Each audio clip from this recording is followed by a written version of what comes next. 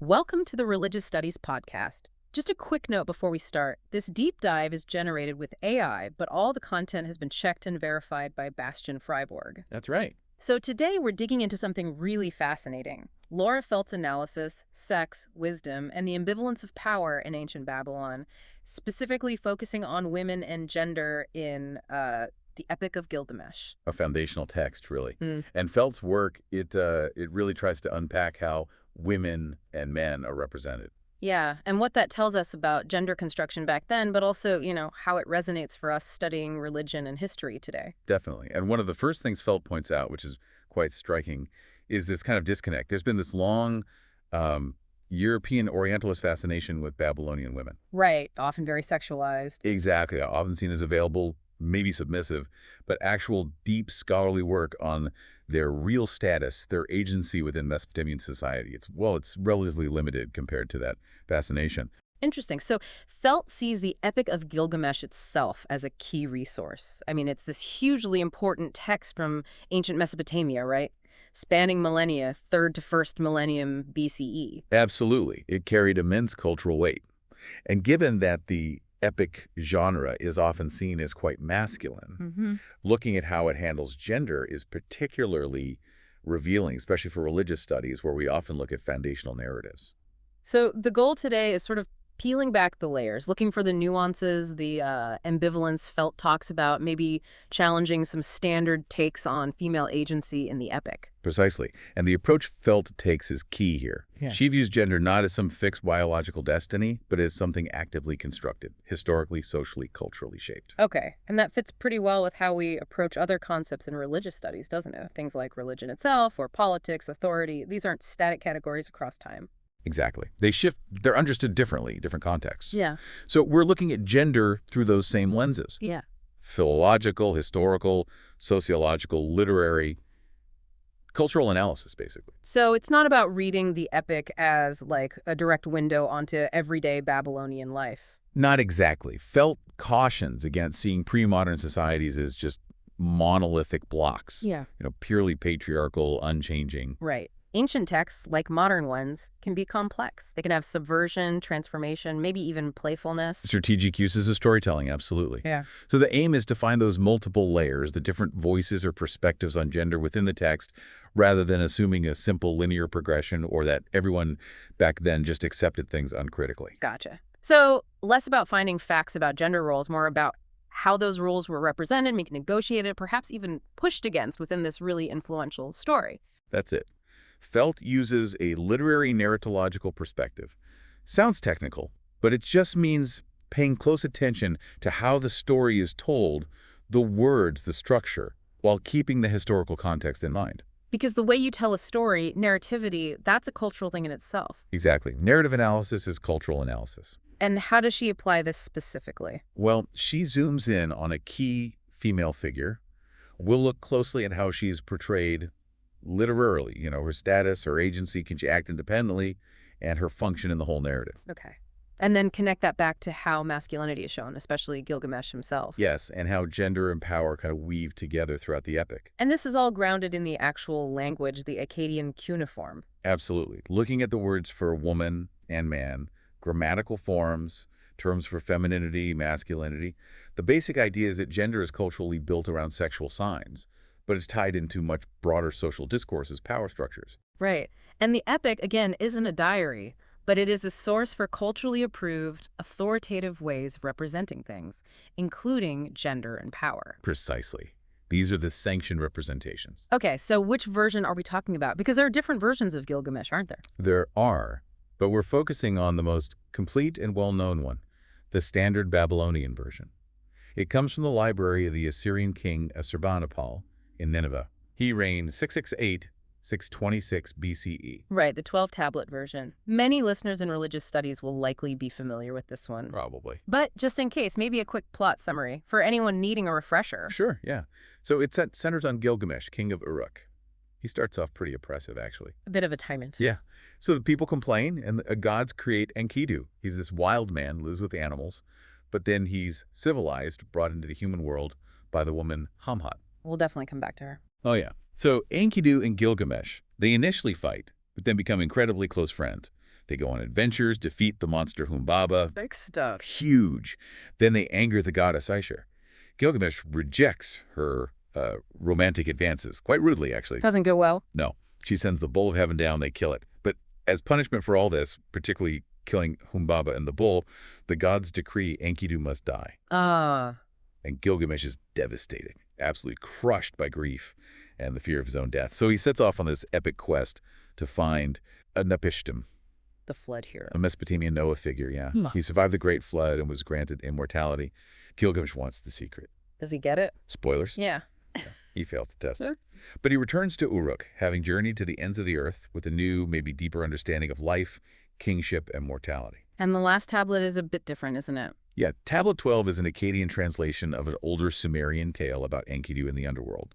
It feels a bit tacked on, but it's part of the standard version. Okay, so fundamentally it's this male hero's journey. Gilgamesh's path to wisdom through trials.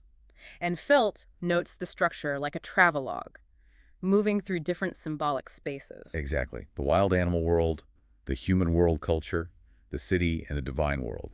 And the boundaries between them are really significant. These define the sort of Babylonian cosmos. In a sense, yes. Those three realms, plus the crucial borderlands between them. And the epic makes it pretty clear. Crossing that ultimate boundary, human to divine, becoming immortal, that's off limits for humans. And gender plays a role in relation to these spaces. Very much so, according to Felt. Female figures are often associated with culture, with maintaining order within the human sphere. Think Amhat bringing Enkidu into culture. While the male heroes, they're more transgressive, maybe a bit wild or monstrous themselves. Initially, yes. Gilgamesh's tyranny, Enkidu's wildness.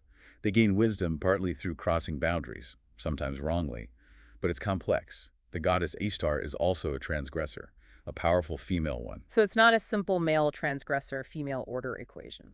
No, it highlights that everyone, even gods, are subject to larger forces. And Felt specifically argues Amhat is more independent than often credited. Okay. Now, there's this older view, right? That the epic was written by men, for men, about male concerns. Harris's analysis, for instance, suggests that female characters are basically just there in relation to Gilgamesh. Yeah, reflecting male desires, male anxieties, and only seen positively if they're helping the heroes or being motherly. That's a common interpretation. But Felt questions this, especially for us looking at it through a religious studies lens. She does. She asks if that view really captures the full picture, the roles women play in the epic's overall message, how they help construct both femininity and masculinity. So how does she reframe it? She brings in this fascinating concept inspired by Detienne and Vernon's work on Greek culture. Oh, yes. Moetus. Cunning intelligence. Exactly. Not abstract philosophy like the Greeks, maybe, but a practical, adaptable, tactical intelligence. Wisdom, craftiness, knowing how to act in tricky situations based on experience. Felt argues this Moetus-like intelligence was highly valued in Mesopotamia, crucial for rulers and heroes. But, importantly, it often seems to reside in figures independent of the main hero. So, not necessarily in Gilgamesh himself, at least not initially. Right. It's perhaps closer to how Warner discusses cunning intelligence in Norse myths, wisdom and cunning often linked, not separate. And how does this modus idea apply to Gilgamesh as king and his power? The epic isn't purely a sovereignty myth, but he is a king. True. Felt suggests the way the story is told, its literary form, actually communicates how vital this cunning wisdom is for using power properly, for ruling well. And this is where the women come back in. This is the crucial link Felt makes.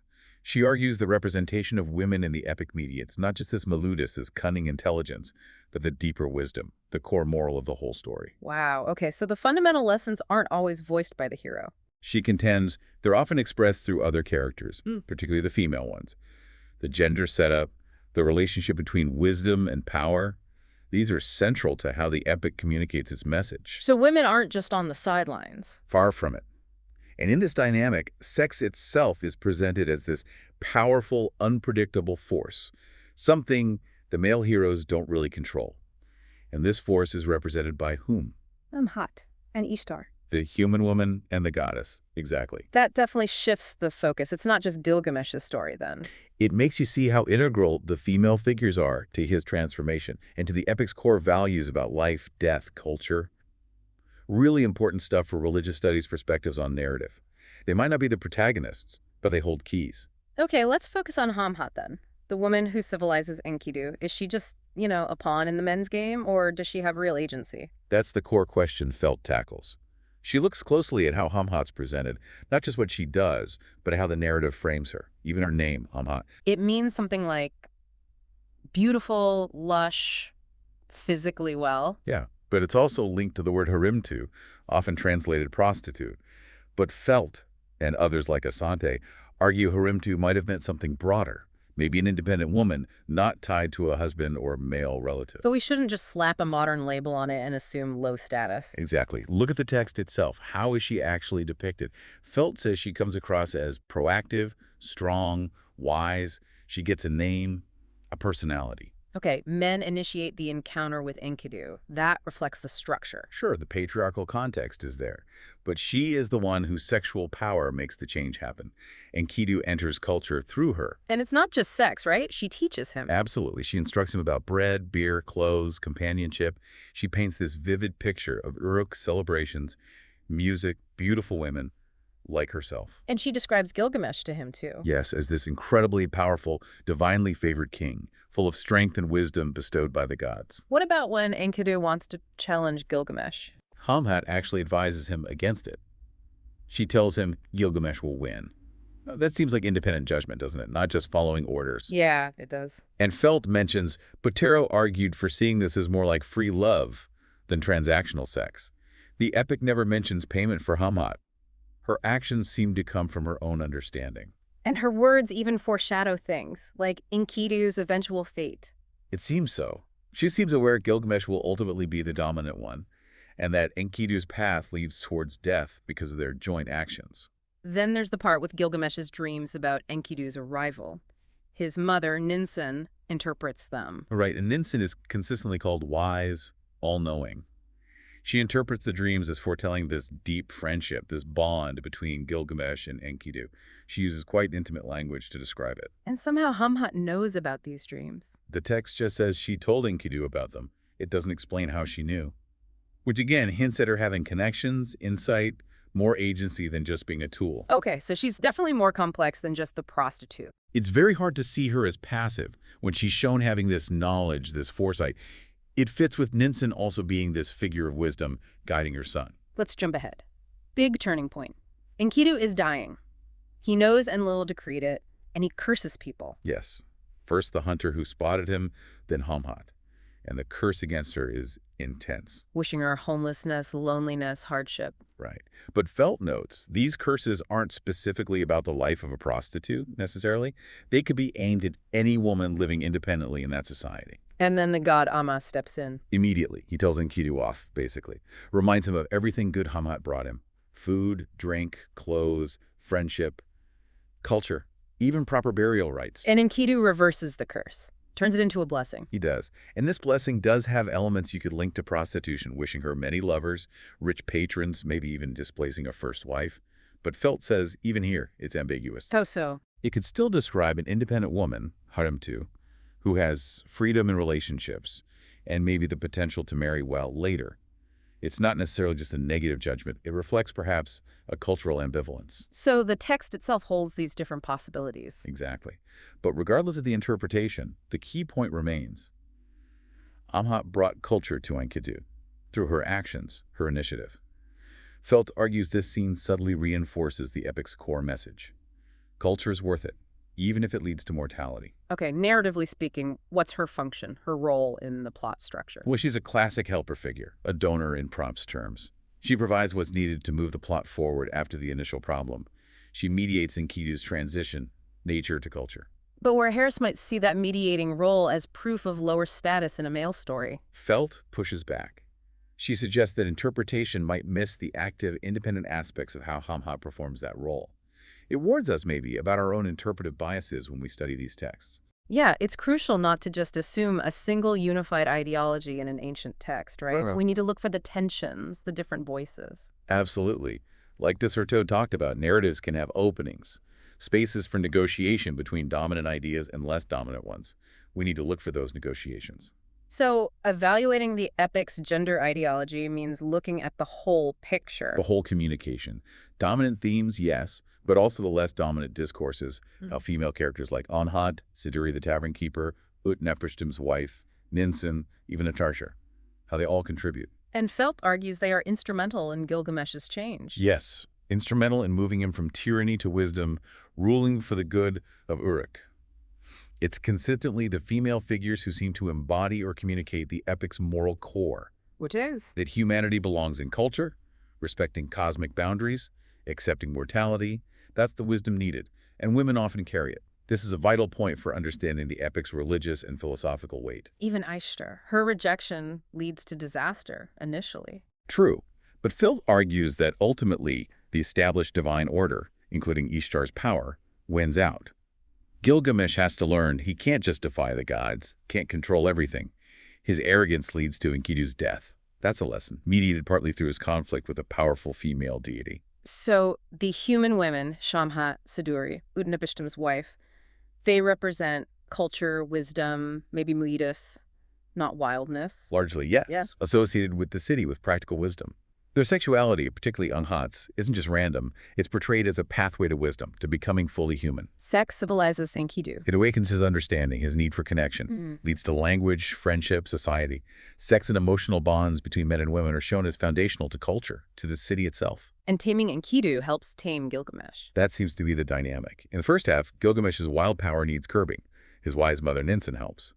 In the second half, after Enkidu's death, the grieving Gilgamesh needs to accept culture, city life, mortality, what Felt calls women's order.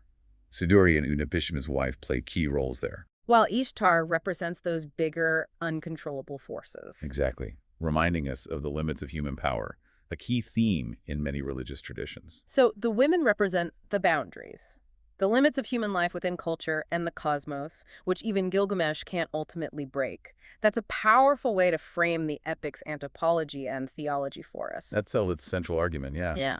The epic clearly says, humanity belongs in culture except its values. And women, human and divine, largely embody or convey that essential wisdom. Without it, masculine power is destructive. It's striking, too, that even though Babylonian society was patriarchal, with marriage as the norm, Right, plenty of sources show that. the epic still allows for these other perspectives, these ambivalences about gender and power. That's really rich for anyone studying, say, the sociology of religion in the ancient Near East. Absolutely. Felt acknowledges the unequal rights, but also points to evidence suggesting an acceptance of both sexes' right to pleasure, to jouissance. The epic reflects that complexity characters have agency, desires, even the desire to transgress. It gives us glimpses into cultural understandings beyond just the legal codes. So power isn't simple male dominance in Gilgamesh. Not at all. Power is distributed, contested, and wisdom, often mediated by women, is essential for legitimate power. That's a key insight maybe for looking at ancient political theology too. And Ishtar's always there, reminding everyone, even kings, that they aren't ultimate. Definitely. Feld concludes that looking at Gilgamesh this way forces us to examine the other, in this case, female figures and their roles with openness. It shows how even a seemingly patriarchal culture can weave complex, ambivalent messages about gender and power into its greatest literature. A good lesson for studying gender and religious texts generally. Well, this has been a fantastic deep dive into Felt's reading. It really opens up the Epic of Gilgamesh, highlighting that interplay of gender, wisdom, and power in ways that resonate deeply within religious studies. It certainly does. It encourages that critical, contextual reading, getting beyond surface interpretations to see the complexities. Really valuable for understanding the ancient Near East. We definitely encourage you, the listener, to explore the epic further and the scholarship around it. There are so many layers. Thank you for joining us on the Religious Studies podcast. Thanks for listening. If you found this discussion insightful, please do follow the podcast and maybe consider giving us a 5-star rating. It really helps other listeners discover the show and learn with us.